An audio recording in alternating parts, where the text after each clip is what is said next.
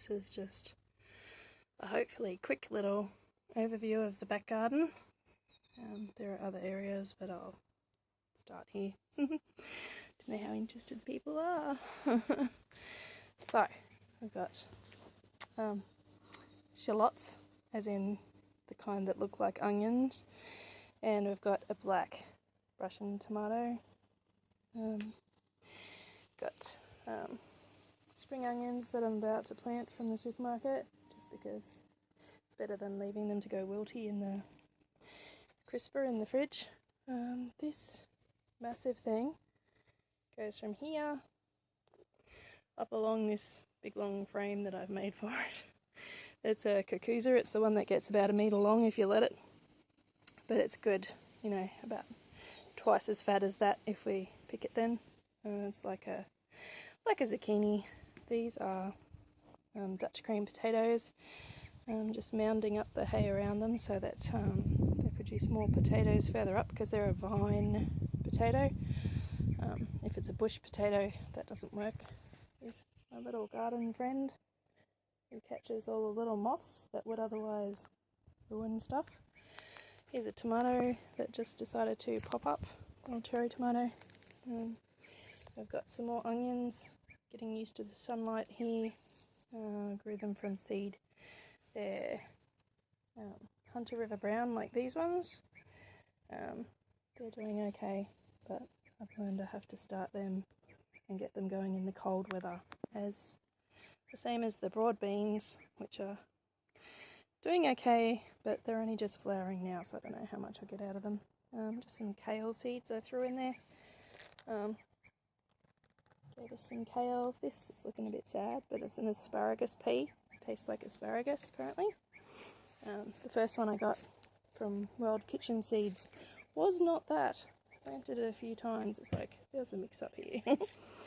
These are from Seed Savers. Leaf broccoli. Chickens love that, although it's starting to go to seed, I think. A couple of coconuts, which might have come home with us from the beach, at Mission Beach. And some dill that I grew from seed. Apparently that only likes growing in winter. It struggles in summer. This is Blue Lake climbing bean that I've put on a little teepee. It's pretty happy in this climate. Yeah, there's a little pear tree that I'm growing from seed. I think it's about 1 year old now. So we'll see if that even does anything. Apparently pears do grow around here because we do get cold. That's lemon balm and some other things that aren't doing so well. And some mint and oregano and parsley. We don't use a lot of herbs. Mangoes, they're Bowen, so they'll grow fruit that's just as good as the parent. They're from my neighbour's mangoes. That's lemonade lemon. It's looking a bit sick, but I grew that from seed, so we'll see if that works. Apple, grown from seed. I like both the parent apples of Pink Lady, so maybe it'll grow a good apple anyway.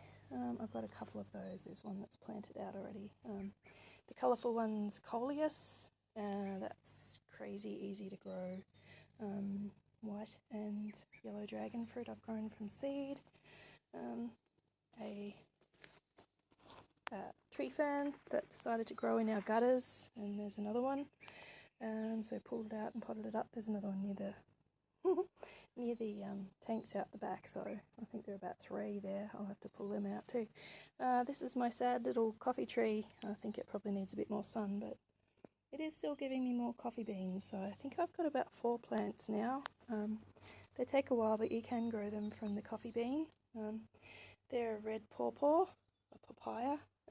They grow really easily from seed.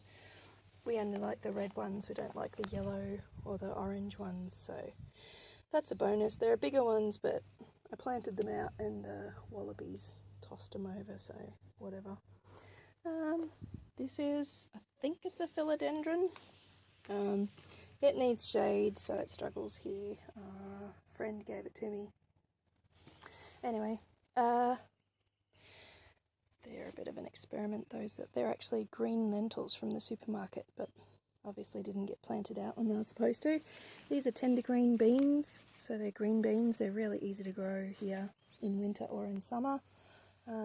More of the same. These are slippery silk beans, ones that you have to cook the bean.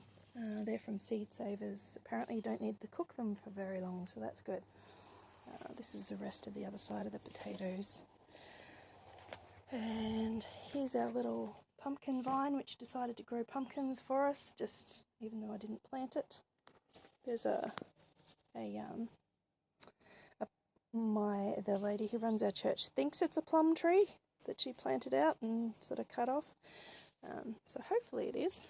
There's a miracle fruit that I bought from the shop. A friend gave me a rose of Sharon. That's a kind of a hibiscus. A friend gave me a ground orchid. I think that's a yellow one. And she gave me leaf spinach, which apparently tastes like mushroom. And I thought, wow, that's great. But it's raw mushroom that it tastes like, so I don't like it. Anyway, maybe I can give it away to someone. This is garlic chives and nasturtium and toothache plant, which I grew from seed. It took ages. It doesn't like really hot or dry weather, but it finally took off. There's lemon balm that I'm growing for tea, which is really tasty. That's a pineapple ground cherry, which is on its last legs. It doesn't like winter, it likes hot weather, but it's like a little Cape gooseberry, but it tastes like pineapple. Here are my sweet potato. They're just stuff from the supermarket that I plonked in there, just a couple, and it's just gone nuts in the last, I don't know, 2 years. So we just come out and get a sweet potato whenever we want on. These are cow peas or black-eyed peas, which are actually beans. They're looking a bit sad because I planted them a bit close, and then we had a bunch of wet weather which they didn't like. And this is coming back for spring. It's a snake bean or noodle bean, which are quite tough as a plant, so they're my kind of plant. This is daikon radish. The chickens love the leaves, and you get a big white root eventually. Like, whoops, there you go. And this is something I bought recently. It's a black cherry tomato. So the black ones have lots of anthocyanins in them, which are really good for people. This is a 7-year bean, scarlet runner bean, which allegedly lasts 7 years. It has a massive root, which is really cool. I noticed the other day. So that's probably why it takes so long to get started, because it's growing this big root. I think I started it in about May or so, and of course there are more cherry tomatoes trying to grow in there. There's my little lavender plant, poor little thing. I grew that from seed. Atherton raspberry. I'm going to have to put that in its own pot, I think, because I've heard they're crazy difficult to get rid of. You have to dig them out and they go nuts. So normal raspberries, it's too hot and dry for them here. Just couldn't keep the water up to them and killed one. This is a sweetie cherry tomato. They haven't been sweet so far because we haven't had many sunny days recently, weirdly, because it's supposed to be the sunny dry season, but whatever. Here's a cucamelon. This is what they look like, although you shouldn't eat the ones off the ground. People either love them or hate them. They have a hard skin, but they have a lemony, limey cucumber flavour. So, yeah, I like them. Jonathan doesn't, but whatever. This is rosemary I grew from seed, which takes forever, but thankfully it's growing. Bunch of volunteer tomatoes, which I've got to tie up yet again. What's really supposed to be here is these sweet chili plants that I grew from seed from the supermarket. So they're sort of like a big flat banana chili, which we use instead of capsicums. I have grown capsicum here, but the fruit fly love them. They do eat the other ones, but not as much. Strawberries, trying to keep them away from the possums. slightly successfully. A friend was up the road at a lady's place. We've actually been to her place for a garage sale, pruning red dragon fruit that she has there. So he brought a whole bunch of red dragon fruit stems for us, which was nice of him. Jalapenos, which are good to put for a little bit of fruity spice. I actually can handle jalapenos, as some of them are hot, some of them are not. More of those sweet banana chilies, because we do use a lot of capsicum in our cooking. This is a heritage yellow, broad ripple yellow currant tomato, so it's a small one. This is a normal sized, medium sized tomato from seeds from people at church. They said it grows really big, but you know, maybe that's at their house, not at my house. One of the passion fruit that I grew from seed, which we got a whole bunch off. There are two along this fence, as well as white choco, and you can see a big green choco there too. We're kind of sick of chocos. The chickens eat them, but anyway, Cape gooseberry. It needs a friend because you can't just grow one of those. They need two plants to grow things. Zinnia dahlia seeds are so easy to grow, and then these ones are actually from seed that dropped from the previous one. They're the pink flowers. And of course the marigolds, I didn't plant them, they just kept cropping up. We've got some unknown tomatoes here. I'm hoping that some are either rouge de Mormont, or if they're Thai pink egged tomatoes, which I do have a seeds for, but I want to wait till it's a bit warmer to try to grow them. More sweetie cherry tomatoes. I'll keep going along here. There's another one of the passion fruit that I grew from seed that I got in Knox City Shopping Centre, actually, because I knew that the Panama passion fruit grow really well up here. So I preemptively bought some and got seeds out, and that's the product 2 years later. These are some more cowpeas, or black-eyed peas, which have been growing for about a year, which is really cool because you don't have to replant them if the winter's not too cold. Although here it can get close to 0 and things still don't die, probably because it doesn't do it very often, even though it does get cooler. Here's my bread making wheat. It's really easy to grow.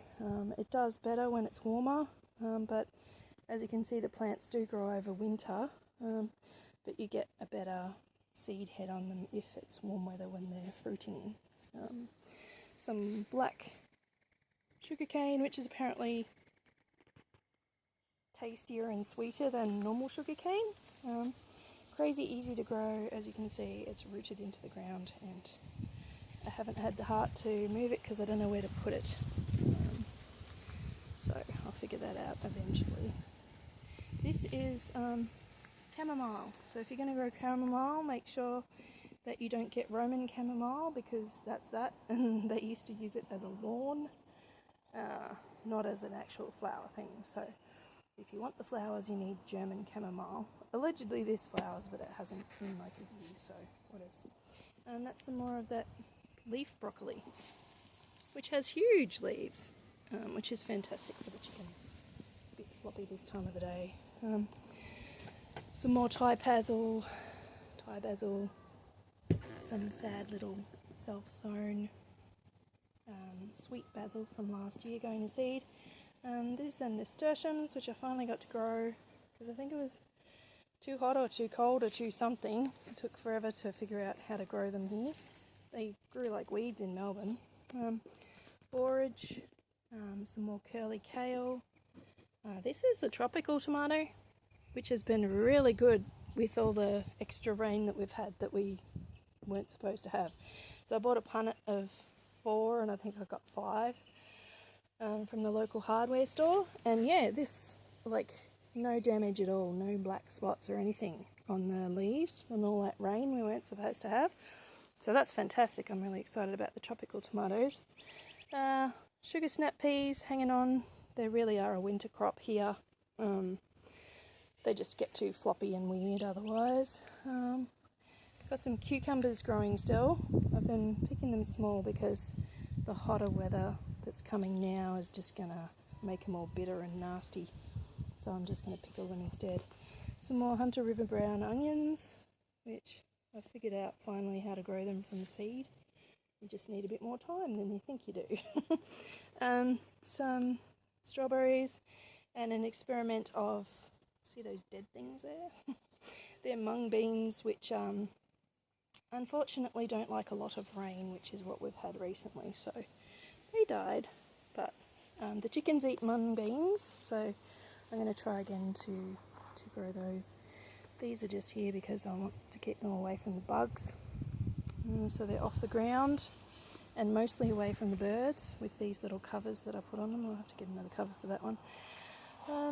Okra. I used to hate okra till I realised it's really good with olive oil and salt and pepper in the oven. If you roast it, it totally changes the flavour and it's not slimy at all, which is great because it's really good for you. This is a Thai basil that I transplanted. I thought I killed it because it was really kind of woody. See, that's sort of over a year old, but it came back, so I'm happy about that. There's some burgundy okra. That's not the green kind, that's the red kind. There's a black crim heritage tomato growing. First time I've really got heritage tomatoes. Usually the creatures get them, so that's good. I've got choy sum over that side. That's grows like a crazy thing from seed, and the bees, little native bees, love the flowers. And some more of that banana chili stuff over the other side. And some pretty little flowers, some more of those Zinnia dahlia mixes. It's DTB seeds or Mr. Fothergill's, and they just grow like a weed. So it's good to have them for the little pollinating creatures, bees and stuff. So yeah, that's my little patch. There are other things out the back, but that's basically what we've got. See ya.